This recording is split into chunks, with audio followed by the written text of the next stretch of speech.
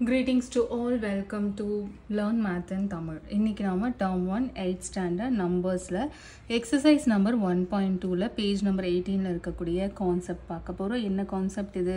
இது என்ன plus minus division multiplication on q அப்படினு எழுதிருக்கேன்னு பார்க்கறீங்களா? இந்த ஆபரேஷன்ஸ்க்குலாம் பேர் என்னன்னா basic arithmetic operations. On q என்னன்னு உங்களுக்கே தெரியும், it's rational number. So நாம இன்னைக்கு learn பண்ற concept basic arithmetic operations on q அப்படிங்கிற கான்செப்ட்ல exercise number 1.2ல second problem பார்க்க போறோம். Say true or false. All rational numbers have an additive inverse அப்படின்னு சொல்றாங்க. எல்லா rational numbersக்கும் additive inverse இருக்கா அப்படிங்கிறது தான் question. இப்போ ஒரு rational number எடுத்துக்கலாம். So additive inverseனா என்னன்னு first understand பண்ணிப்போம். இப்போ நம்ம வந்து ரேஷனல் நம்பர்ஸ் எப்படி இருக்கும்னு நமக்கு தெரியும், a by bன்னு இருக்கும். இதை நான் எடுத்துக்கிறேன்னு வச்சுக்கோங்களேன். இதுக்கு அடிட்டிவ் இன்வர்ஸ் இருக்கா அப்படின்னு கேட்டாங்கன்னா அடிஷன்றதுனால அடிஷன் ஆப்ரேஷன் நான் போட்டுக்கிட்டேன். அடிட்டிவ் இன்வர்ஸ்னால் என்ன மீனிங்னா, இதோட ஒரு நம்பரை நான் ஆட் பண்ணணும், அந்த நம்பரோட இந்த நம்பர் ஆட் ஆகும்போது எனக்கு ஆன்சர் 0 கிடைக்கணும். ஏன் 0 அப்படின்னு கேட்டிங்கன்னா, 0 இஸ் அடிட்டிவ் ஐடென்டிட்டி.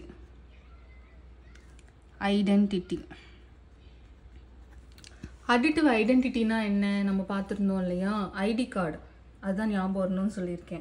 ஐடி கார்டில் நம்மளை அப்படியே ஃபோட்டோ எடுத்து கொடுத்துருப்பாங்க. அதே மாதிரி தான் ஐடென்டிட்டி.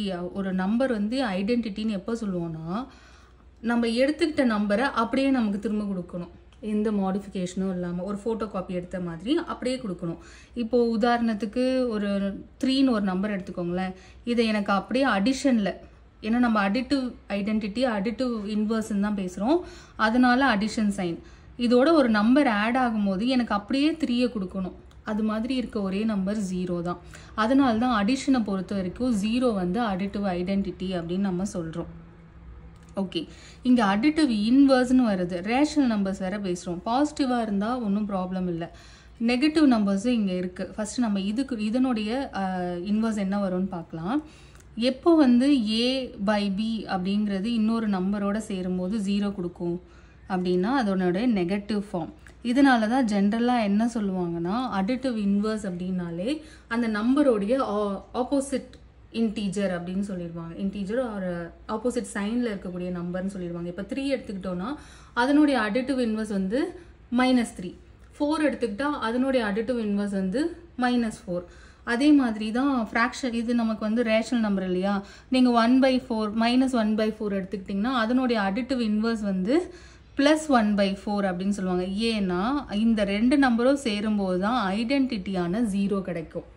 ஸோ அதனால் நம்ம இப்படி அண்டர்ஸ்டாண்ட் பண்ணிக்கிட்டது தப்பானா தப்பு கிடையாது. அதாவது ஒரு நம்பரோட ஆப்போசிட் சைனில் இருக்கிறது தான் அதனுடைய அடிட்டிவ் இன்வர்ஸ் அப்படிங்கிறத அண்டர்ஸ்டாண்டிங் தப்பு கிடையாது. ஆனால் அது ஏன் ஆப்போசிட் சைனில் இருக்கிறத அடிட்டிவ் இன்வர்ஸ்ன்னு சொல்கிறோன்னா, இந்த ரெண்டு நம்பரும் சேரும்போது தான் 0 கிடைக்கும். 0 வந்து அடிட்டிவ் ஐடென்டிட்டி.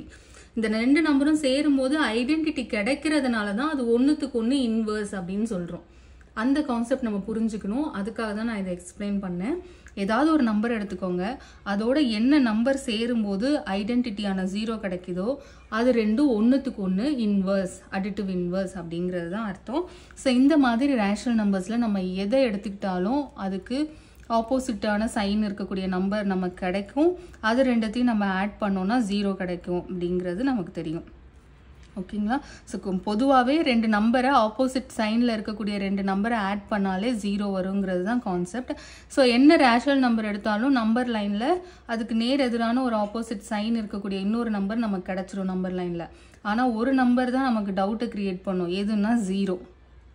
ஏன்னா நம்ம என்ன அண்டர்ஸ்டாண்ட் பண்ணிக்கிறோம், ஜென்ரலாக என்ன சொல்லி கொடுப்பாங்கன்னா, இன்வர்ஸ் அப்படிங்கும்போது அதனுடைய ஆப்போசிட் சைன் இருக்கக்கூடிய நம்பர்னு. அப்போ 0னா அதுக்கு -0 தான் அதனுடைய அடிட்டிவ் இன்வர்ஸா அப்படின்னு ஒரு கொஸ்டின் நமக்கு வரும்ல. 0 -0ன்னு ஒரு நம்பர் இருக்கா? இது வரைக்கும் நம்ம படிச்சிருக்கோமா? நம்பர் லைனில் -0ன்னு ஒன்று இருக்கா? இல்லை. ஸோ அப்போது 0வோடைய அடிட்டிவ் ஐடென்டிட்டி என்ன, அடிட்டிவ் இன்வர்ஸ் என்ன அப்படின்னா 0வே தான்.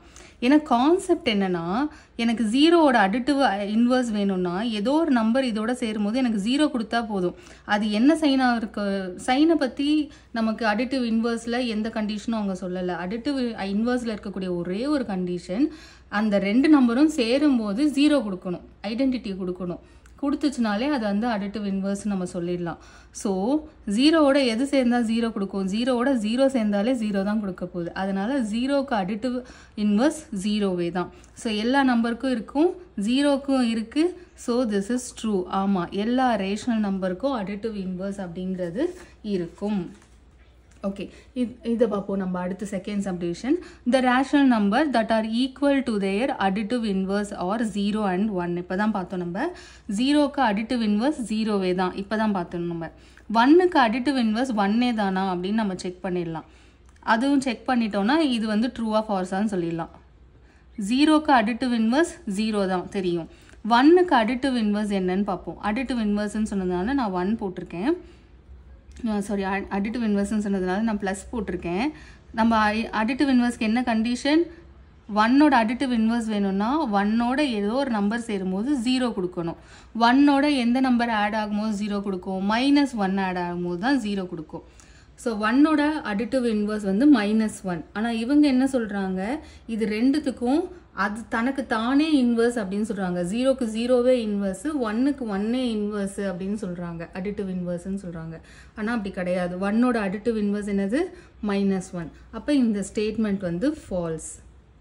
ஓகே, தேர்ட் சப்டிவிஷன் பார்க்கலாம். the additive inverse of this is this அப்படின்னு சொல்கிறாங்க. இதனுடைய அடிட்டிவ் இன்வர்ஸ் வந்து இது அப்படின்னு சொல்கிறாங்க. உண்மையா இல்லையான்னு செக் பண்ணிடுவோம். இப்போ -1 11/-17 அப்படின்னு இருக்குது. இதை வந்து நம்ம ஸ்டாண்டர்ட் ஃபார்மில் எழுதிடலாம். நியூமரேட்டர் அண்ட் டினாமினேட்டர் ரெண்டுத்துலேயுமே மைனஸ் இருந்தால் அதை நம்ம கேன்சல் பண்ணிவிட்டு ஜஸ்ட் 11/17 தான் எழுதுவோம் இல்லைங்களா? ஸோ இப்போது இந்த நம்பர் தான் இது. இது பார்க்குறதுக்கு -11/17 இருந்தாலும் அதனுடைய ஒரிஜினல் நம்பர் என்னது? 11/17 தான். ஏன்னா ரெண்டுத்துலேயும் நியூமரேட்டர் அண்ட் டினாமினேட்டரில் சேம் சைன் இருந்தால் அது கேன்சல் ஆகிடும். அப்போ 11/17ஓட இன்வர்ஸ் என்ன அப்படின்னா, இதோட என்ன நம்பர் சேரும்போது 0 கொடுக்கும்? 0 தான் அடிட்டிவ் ஐடென்டிட்டி. அடிட்டிவ் ஐடென்டிட்டியை அடிஷன் ஆப்ரேஷனில் கொடுத்தா மட்டும்தான் இது இதனுடைய அடிட்டிவ் இன்வர்ஸ்ன்னு நம்ம சொல்ல முடியும், இல்லைன்னா சொல்ல முடியாது.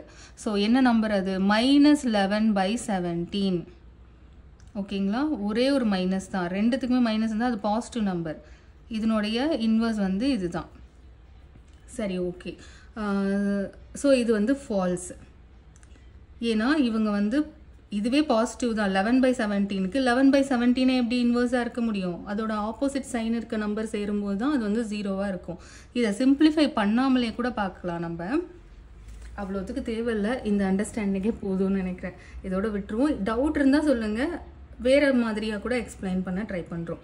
Okay, the rational number which is its own reciprocal is -1.